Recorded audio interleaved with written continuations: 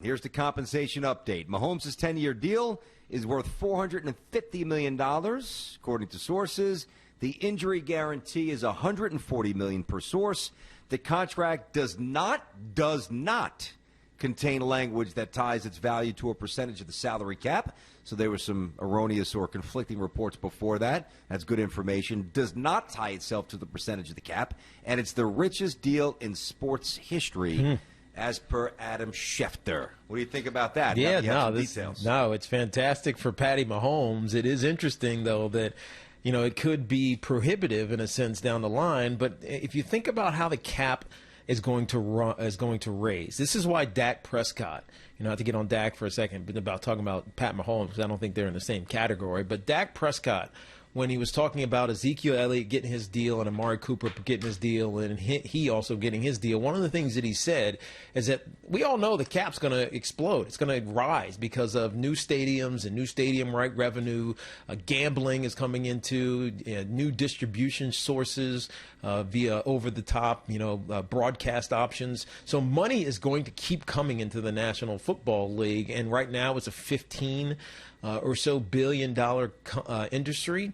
Roger Goodell and the owners want it to be $25 billion. So think about that. $10 billion more is going to be coming into the NFL, at least according to plans. And so if you are one of the elite players like Patty Mahomes is, and he is the elite of the elitist, but not even 25 years old, he's already got a league MVP and a Super Bowl MVP and a Super Bowl title in 3 years as a starter, really 2 years as a starter. It's worth it for them. The question is it going to be worth it for other teams to follow suit with a deal like this that is paying on average $45 million a season, maybe a little bit less, because there's some reports that said this could be a 12-year deal as well. Either way, I don't know if the Dak Prescotts of the world or the Deshaun Watsons of the world or whoever else is coming up for a new deal is going to justify this like Pat Mahomes justifies this kind of deal. He's the perfect,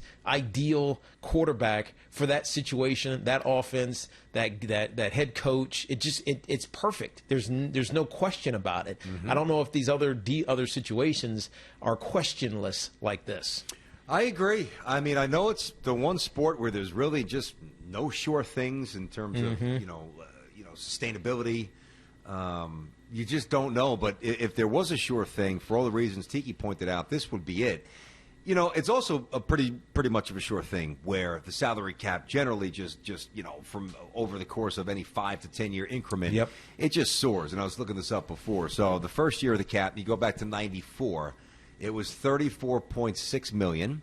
Imagine that. Just think about those numbers, Tiki. Yeah. $34.6 million. That's crazy. That's more than that's less than Russell Wilson is making. Less than right Kirk now. Cousins is making. That's right. That's right. So 94 was 34.6. 2004, so 10 years after that, it went from 34 up to 80.5. Nice surge. From 2004 to 2014, obviously another 10-year increment, it goes from 80.5 to 133. And obviously to get the next 10 years, we'll have to get to 2024. But right now, a little more than halfway through that increment, we are going from 133 to an anticipated 198.2 in 2020. So my point is, what if anybody interprets this as irresponsible, which I don't, neither do you, you know what? Just expect that cap to just keep on going up. Yeah, and look, those cap numbers were based on nothing like new. There was like no new revenue source. Yes, the negotiations were higher. So when you negotiate with CBS and Fox and NBC, ESPN about putting on games, that negotiation gets a little bit more aggressive from an NFL standpoint. Like, we have a product, we know we're putting asses in seats. They're going to sit and watch your ads, right?